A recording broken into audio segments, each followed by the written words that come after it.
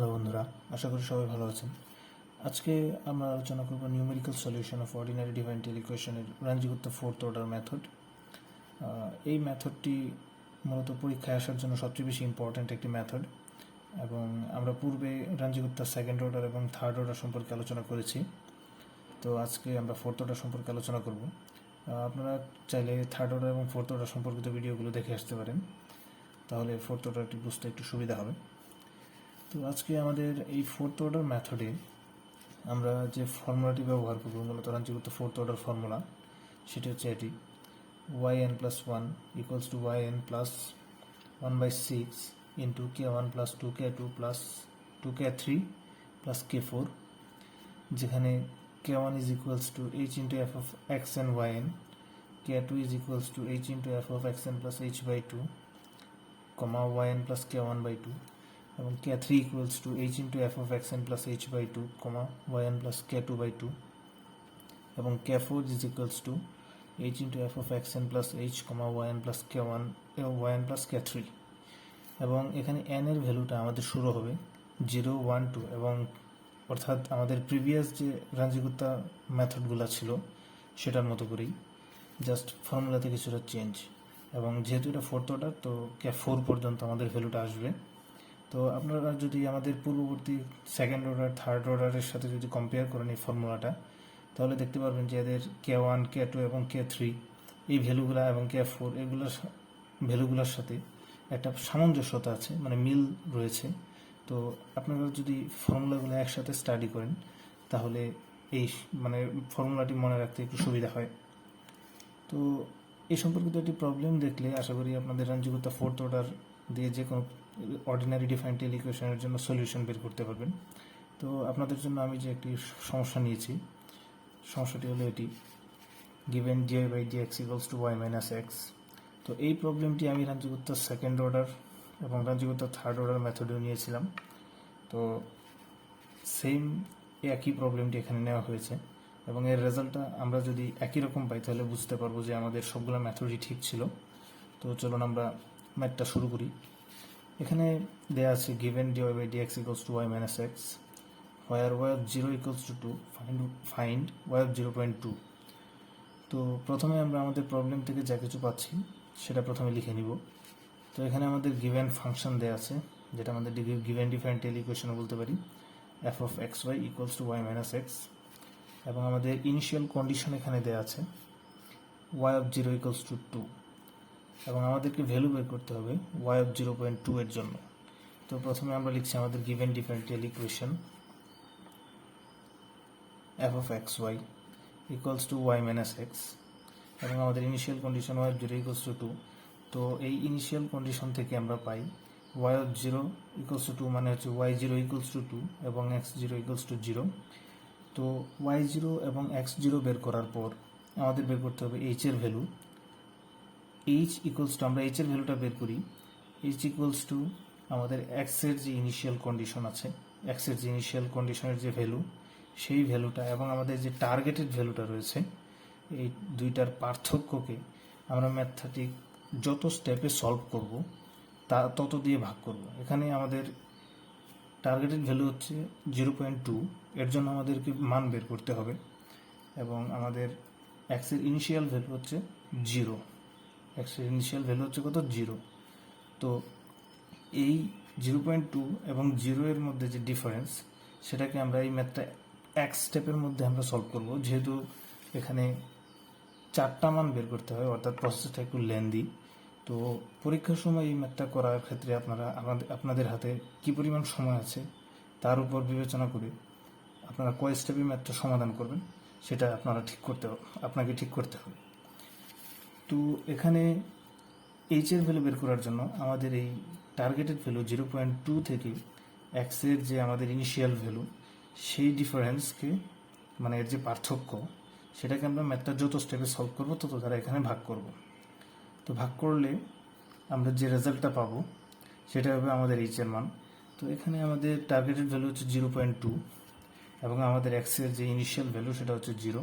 তো এই দুইটার যে পার্থক্য 0.2 - 0, সেই পার্থক্যকে যেহেতু আমরা ম্যাথটা এক স্টেপে সলভ করবো এখানে, তো আমরা এটাকে 1 দ্বারা বা 1 দ্বারা ভাগ করছি এবং ভাগ করার পর আমরা পাচ্ছি 0.2। তো এই 0.2 হচ্ছে আমাদের এইচ এর ভ্যালু। তো যেহেতু আমরা এক স্টেপে সলভ করবো এই ম্যাথটা, তো আমাদের x1 এর ভ্যালু প্রয়োজন হবে। তো x1 বের করার প্রসেসটা আমি পূর্বেও আপনাদেরকে বলেছি, এবং সেই প্রসেসটা হচ্ছে x1 equals to x0 plus H. তার মানে আমাদের এই x0 এর যে ভ্যালুটা, যেটা আমরা ইনিশিয়াল কন্ডিশন থেকে পেয়েছি, সেটা হচ্ছে 0, প্লাস এইচ এর ভ্যালুটা যেটা আমরা বের করলাম 0.2, দুইটা যদি যোগ করে দিই তাহলে x1 এর ভ্যালুটা দাঁড়াচ্ছে আমাদের 0.2। তো একই রকমভাবে যদি আমরা একটা 2 স্টেপ বা 3 স্টেপে করতাম, তাহলে এখানে 2 বা 3 দ্বারা ভাগ করতাম, এইচ এর ভ্যালু আসতো, এবং আমাদেরকে 2 স্টেপে করলে x1 এবং পরবর্তীতে x2 বের করতাম, 3 স্টেপে করলে x3 বের করতাম, এরকম x2, 3 স্টেপে করলে x3। এবং তখন আমাদের ফর্মুলাটা কি হতো? ফর্মুলাটা হতো আমাদের x1 প্লাস এইচ জাস্ট, এবং যখন x3 বের করতাম তখন x2 প্লাস এইচ। অর্থাৎ ইন জেনারেল যদি আমরা ফর্মুলাটাকে লিখতে চাই, ফর্মুলাটাকে জেনারেলি লেখা যায় এরকমভাবে, xn plus 1 equals two xn plus H. খুবই সিম্পল। তো এখন আমরা যদি আমাদের এই রাঞ্জিগুপ্তা ফোর্থ অর্ডার যে ফর্মুলাটি রয়েছে সেটি কি, সেটি হচ্ছে এটি, বা Runge Kutta fourth order formula yn plus 1 equals to yn plus 1/6 into k1 plus 2k2 plus 2k3 plus k4। তো এই ফর্মুলাটি যদি আমরা ফর্মুলাটি ব্যবহার করবো আমরা এই আনসারটা বের করার ক্ষেত্রে, মানে y 0.2 বের করার ক্ষেত্রে। তো আমাদের প্রথমে যদি আমরা এক স্টেপে যেহেতু করছি আমরা প্রবলেমটার সলিউশন, তো আমরা প্রথমে n ইকুয়ালস টু, এখানে এই ফর্মুলাটির ক্ষেত্রে বলে রাখা ভালো যে n এর ভ্যালুটা 0 থেকে শুরু করে 1 2 3 এরকম করে যেতেই থাকবে, আপনারা যত স্টেপ নেবেন তত স্টেপ পর্যন্ত। এখানে আমরা এক স্টেপে করছি, অর্থাৎ n ইকুয়ালস টু জাস্ট 0 বসিয়ে আমরা এটার 0 বসাবো এই ফর্মুলাতে, আমাদের yn প্লাস 1 ইকুয়ালস টু যে ফর্মুলাটি আছে ফোর্থ অর্ডার ফর্মুলাতে। এবং যদি 2 স্টেপে করতাম তাহলে প্রথমে এটার জন্য এই ক্ষেত্রে n ইকুয়ালস টু প্রথমে 0 বসাতাম এবং 0 বসিয়ে একটা আনসার বের হতো আমাদের, এবং পরবর্তী স্টেপের জন্য n ইকুয়ালস টু 1, বা তারপর যদি আমরা 3 স্টেপ বা 4 স্টেপ নিতাম তাহলে 2 3 এরকম করে n এর ভ্যালু চেঞ্জ হবে। তো যেহেতু আমরা এক স্টেপে করছি এখানে আমরা, তো n এর ভ্যালু আমরা জাস্ট 0 বসাবো। তো এখানে যদি আমরা n equals to putting n equals to 0 যদি এখানে দিই, তাহলে n ইকুয়ালস টু 0 বসালে আমাদের এই ভ্যালুটা চলে আসবে y1, এবং আমাদের এই y1 মানে আমরা লিখতে পারি y অফ x1, এটা মনে রাখবেন, এটা আমি প্রিভিয়াস ভিডিওতে ক্লিয়ার করেছি। এবং x1 এর ভ্যালুটা দেখুন আমরা বের করেছি প্রথমেই, x1 equals to x0 plus H. তার মানে এটার আনসারটা আমরা বের করেছিলাম 0.2। তো এটাকে আমরা এভাবে লিখতে পারি y অফ 0.2। তো y অফ 0.2, তার মানে এটা ইকুয়ালস টু লেখা যায়, পরবর্তীতে আছে আমাদের yn। তো যেহেতু n ইকুয়ালস টু 0, তার মানে yn কে লিখতে পারি আমরা y0 plus 1/6 into k1 plus 2k2 plus 2k3 plus k4। মানে আমাদের ফর্মুলাটি ঠিক যেরকম ছিল এবং বাকিটা অপরিবর্তিত থাকবে। তো এখানে আমাদের n ইকুয়ালস টু 0 এর জন্য আমাদের ফর্মুলাটি গিয়ে দাঁড়াচ্ছে হচ্ছে এটি। তো এখানে আমাদেরকে k1 k2 এবং k3 এবং k4 এই চারটা ভ্যালু আমাদেরকে জানতে হবে। যদি আমরা এটা জানতে পারি, এখানে আমাদের দেখুন y0 এর ভ্যালু কিন্তু আমরা ইনিশিয়াল কন্ডিশন থেকে পাই, যেটা আমাদের এখানে দেওয়া আছে অলরেডি। তো এই k1 k2 এবং k3 এবং k4 এই চারটা ভ্যালু যদি আমরা পাই, তাহলে y অফ 0.2 আমরা বের করতে পারবো। তো এই y অফ 0.2 বের করার জন্য চলুন আমরা k1 k2 এবং k3 এবং k4 এই চারটা ভ্যালু কী করে বের করা যায় সেটা জেনে আসি। তো এখানে আমাদের ফর n ইকুয়ালস টু 0 আমরা k1 জেনেছি যে আমাদের k1 এর ফর্মুলাটা কি, n ইকুয়ালস টু 0 এর জন্য k1 এর ফর্মুলা হচ্ছে k1 equals to h into f of xn yn। ঠিক আছে, তো আমাদের n ইকুয়ালস টু 0 যদি আমরা বসাই তাহলে আমাদের এই ফর্মুলাটা গিয়ে দাঁড়াচ্ছে h into f of n এর জায়গায় জাস্ট 0 হয়ে যাবে, f অফ x0 y0, এবং h এর ভ্যালু আমরা বের করেছি 0.2। এবং আমাদের এই f অফ x0 y0 এই যে ফাংশনটা, এটা যদি আমরা আমাদের গিভেন ফাংশন যেটা ছিল f অফ x, y কি ছিল আমাদের given function y minus x. তো এই ওয়াই মাইনাস এক্সের মাধ্যমে যদি প্রকাশ করতে চাই তাহলে জাস্ট ওয়াইয়ের অংশটুকু প্রথমে চলে আসবে এবং এক্সের অংশটুকু শেষে চলে যাবে। তো এখানে আমাদের ওয়াইয়ের অংশটুকু যেটি আছে ওয়াই নট সেটা প্রথমে চলে আসবে মাইনাস এটার মতো করে, পরবর্তীতে এক্সের অংশটুকু চলে যাবে তো এক্স নট। তো আমাদের ওয়াই নট এবং এক্স নট এটা হচ্ছে ইনিশিয়াল কন্ডিশন থেকে আমরা পাই এর ভ্যালু। ওয়াই নট এবং এক্স নটের ভ্যালু কত ছিল, ওয়াই নটের ভ্যালু আমাদের ছিল 2 এবং এক্স নটের ভ্যালু ছিল কত 0। তো এই ভ্যালুগুলো আমরা এখানে বসিয়ে দিলাম, বসিয়ে দিয়ে যদি ক্যালকুলেট করি তাহলে আমরা n ইকুয়ালস টু 0 এর জন্য k1 এর ভ্যালুটা পেয়ে যাই। তো পরবর্তীতে আমরা k2 এর ভ্যালু বের করব। k2 এর ভ্যালু বের করার জন্য আমাদের k2 এর যে ফর্মুলাটি ছিল তা হচ্ছে h into f of xn plus h by 2 yn plus k1 by 2। তো এখানে যদি আমরা যেহেতু n ইকুয়ালস টু 0 এর জন্য আমরা মান বের করছি, অর্থাৎ এখানে n ইকুয়ালস টু n এর জায়গায় 0 হবে। তো n এর জায়গায় যদি 0 বসাই তাহলে আমাদের ফর্মুলাটি দাঁড়ায় h into f of x0 plus h by 2 y0 plus k1 by 2। তো এই ফাংশনটিকে h ইন্টু এই যে f of x0 plus h by 2 y0 plus k1 by 2, এটা খুবই খেয়াল রাখবেন কারণ অনেক সময় পরীক্ষার ক্ষেত্রে আমরা লিখতে গেলে ভুল করি। এখানে x এর অংশটুকু হচ্ছে x0 প্লাস h বাই 2, এই টোটাল অংশটা হচ্ছে x এর x0 প্লাস h বাই 2 এবং y এর অংশটা হচ্ছে y0 প্লাস k1 বাই 2। তো এই যে এফ অফ এই যে ফাংশনটা আমাদের, এটাকে যদি আমরা আমাদের গিভেন যে ফাংশনটা ছিল f of x y equals to y minus x এর মাধ্যমে প্রকাশ করতে চাই, তো আমাদের এই ওয়াই এর অংশটুকু কি হবে আগে চলে আসবে, মানে এটার মতো করে এখানে প্রথমে ওয়াই ছিল তো এখানে ওয়াই এর অংশটাও প্রথমে চলে আসবে মাইনাস এক্সের যে তারপরে কি এক্স আছে, তো এই যে এক্সের অংশটুকু সেটা চলে যাবে পরে। তো এখন যদি আমরা এখানে মান বসাই, আমাদের এইচ এর ভ্যালু আমরা জানি 0.2 এবং y0 আমরা ইনিশিয়াল কন্ডিশন থেকে পেয়েছি, y0 এর ভ্যালু হচ্ছে আমাদের 2 এবং k1 এর ভ্যালু আমরা বের করেছি n ইকুয়ালস টু 0 এর জন্য এই যে k1 এর ভ্যালু আমরা পেয়েছি ঠিক এই ভ্যালুটাই আমরা এখানে ব্যবহার করব। এবং পরবর্তীতে মাইনাস x0 এটাও ইনিশিয়াল কন্ডিশন থেকে পেয়েছি আমরা 0 এবং h এর ভ্যালু আমরা বের করেছি 0.2 ডিভাইড বাই 2। তো এই মানটা যদি আমরা এখন এটা যেটা বসালাম বসিয়ে যদি আমরা ক্যালকুলেশন করি, তো এই ক্যালকুলেশনটা আমরা করলে আমরা k2 ইজ ইকুয়ালস টু আমরা কত পাবো 0.42। তো এখন আমরা দেখব k3 এর মান আমরা বের করবো n ইকুয়ালস টু 0 এর জন্য। তো k3 এর জন্য আমাদের যে ফর্মুলাটি ছিল সেটা হচ্ছে এটি k3 equals to h into f of xn plus h by 2 yn plus k2 by 2।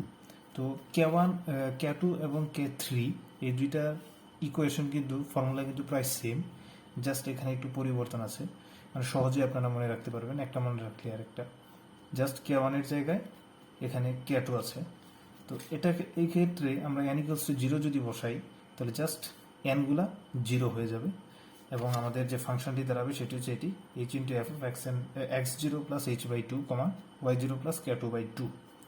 তো এখানে আমাদের যদি এই ফাংশনটাকে আমাদের এই গিভেন যে ফাংশন ছিল এফ অফ এক্স ওয়াই, এই f of x y equals to y minus x যে আমাদের গিভেন ফাংশন ছিল ডিফারেন্সিয়াল ইকুয়েশন, ওইরকম করে যদি প্রকাশ করতে চাই তাহলে আমাদের এই ওয়াইয়ের অংশটুকু প্রথমে আসবে এবং এক্সের অংশটুকু শেষে চলে যাবে। এবং আমরা যদি এখানে ভ্যালু যদি বসাই y0 এর ভ্যালু আমরা ইনিশিয়াল কন্ডিশন থেকে পাই এবং k2 এর যে ভ্যালুটা এটা আমরা বের করেছি এইমাত্র, k2 ইকুয়ালস টু কত 0.42 জাস্ট বসিয়ে দিলাম মাইনাস x0 এর ভ্যালুটা আমরা ইনিশিয়াল কন্ডিশন থেকে পাই এবং আমাদের h এর যে ভ্যালু সেটাও আমরা বের করেছি 0.2 ডিভাইডেড বাই 2। তো এটাকে যদি আমরা ক্যালকুলেট করি, এখন ক্যালকুলেট করলে আমরা পাবো k3 ইকুয়ালস টু 0.422। তো এখন আমাদেরকে বের করতে হবে k4 এর ভ্যালু। তো k4 ইকুয়ালস টু আমাদের যে ফর্মুলাটি ছিল সেই ফর্মুলাটি হচ্ছে k4 equals to h into f of xn plus h yn plus k3। তো এই ফর্মুলাতে যদি আমরা যেহেতু n ইকুয়ালস টু 0 এর জন্য মান বের করছি তো আমরা কি বসাবো h into f of n এর জায়গায় জাস্ট 0 বসিয়ে দেবো, তাহলে আমরা পাই h into f of x0 plus h y0 plus k3। তো এই ফর্মুলাটাকে যদি আমরা আমাদের গিভেন যে ফাংশন এই f of x y equals to y minus x এর মতো করে যদি প্রকাশ করতে চাই তাহলে এই ওয়াইয়ের অংশটুকু জাস্ট প্রথমে চলে আসবে মানে y0 বা y0 plus k3 minus x0 plus h। তো y0 এর ভ্যালু আমরা জানি ইনিশিয়াল কন্ডিশন থেকে, এবং k3 এর ভ্যালু আমরা বের করেছি 0.422। তো এই ভ্যালুটা যদি আমরা এখানে বসাই, এবং x0 এর ভ্যালু আমরা জানি এবং h এর ভ্যালু আমরা জানি, তো এটা এখানে বসালে আমরা ক্যালকুলেট করে ওভারঅল আমরা পাচ্ছি k4 কত 0.4444। তো এটা হচ্ছে k4 এর ভ্যালু। তো এই আমরা k4 এর ভ্যালু আমরা পেয়ে গেলাম, অর্থাৎ আমাদের k1 k2 k3 এবং আমাদের k4 এর ভ্যালু পাওয়া হয়ে গেল। তো আমাদের যে ফোর্থ অর্ডার ফর্মুলাটা আমরা পেয়েছিলাম সেটা কি ছিল? সেটা ছিল এটি yn plus 1 equals to yn plus 1 by 6 into k1 plus 2k2 plus 2k3 plus k4। এখন যদি আমরা n equals to 0 এর জন্য যেহেতু মান বের করছি, অর্থাৎ একটা স্টেপে আমরা এই ম্যাথটা সলভ করতে চাচ্ছি, তো n equals to 0 এর জন্য আমাদের ইকুয়েশনটি কীরকম দাঁড়ায়? অর্থাৎ n plus 1 এর জায়গায় এখানে 0 হবে, অর্থাৎ y1 হবে, এবং y1 সমান আমরা কি জানি? y of x1, এবং x1 এর ভ্যালুটা আমরা বের করেছি প্রিভিয়াসলি। x1 equals to কত ছিল? আমরা বের করেছিলাম কিভাবে? x1 equals to x0 plus h, এবং x0 এর ভ্যালু ছিল কত আমাদের 0, এবং h এর ভ্যালু ছিল 0.2, অর্থাৎ x1 এর ভ্যালু ছিল আমাদের কত? 0.2। এটা হচ্ছে আমাদের x1 এর ভ্যালুটা জাস্ট। তো এই x1 এর যে ভ্যালুটা, সেই ভ্যালুটাই জাস্ট এখানে বসেছে। তো আমরা এটাকে লিখতে পারি y of 0.2, অর্থাৎ আমাদের কাঙ্ক্ষিত যে ভ্যালু সেটা। তো এটা সমান আমরা লিখতে পারি কি? এখানে আমরা y যেহেতু n equals to 0, অর্থাৎ এটা হবে y0 প্লাস 1/6 ইন্টু, এবং বাকিটা অপরিবর্তিত থাকবে 1/6 into k1 plus 2k2 plus 2k3 plus k4। তো এখন যদি আমরা আমাদের এই y0-তে যদি y0-র মানটা বসিয়ে দিই, এবং প্লাস y0-র ভ্যালু কত 2 প্লাস 1/6 ইন্টু k1 এর যে ভ্যালু আমরা পেয়েছি, কত পেয়েছি? k1 0.4।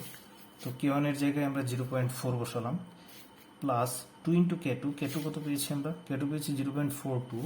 তো এই যে 2 ইন্টু 0.42 প্লাস 2 ইন্টু k3 আমরা কত পেয়েছি? 0.422। তো এখানে যদি আমরা 2 ইন্টু 0.422 বসাই, প্লাস k4 এর ভ্যালু আমরা কত পেয়েছি? 0.4444। তো এই যে প্লাস 0.4444 বসিয়ে দিলাম। তো এটাকে যদি আপনারা ক্যালকুলেটরের সাহায্যে ক্যালকুলেট করেন, তাহলে আমরা পাবো কি? যে y1 বা y of x1 বা y of 0.2, মানে আমাদের কাঙ্ক্ষিত আনসার 2.421। তো এই আনসারটা আমরা রাঞ্জি করতে আরকে সেকেন্ড অর্ডার এবং থার্ড অর্ডারেও আমরা পেয়েছিলাম সেম রেজাল্ট, অর্থাৎ আমরা বলতে পারছি যে আমাদের ক্যালকুলেশন সঠিক হয়েছে। তো আপনারা আশা করি পুরো মেথডটি ভালোভাবে বুঝতে পেরেছেন, এবং কোথাও যদি বুঝতে অসুবিধা হয় তো ভিডিওটি পজ করে সাথে সাথে করার চেষ্টা করুন। আশা করি আপনাদের পুরো প্রবলেমটি ক্লিয়ার হয়ে যাবে, এবং এর মাধ্যমে আপনাদের রাঞ্জিগুপ্তা যে কোনো সলিউশন আপনারা করতে পারবেন। তো ধন্যবাদ আমাদের ভিডিওটি দেখার জন্য, এবং বাসায় বেশি বেশি প্র্যাকটিস করুন।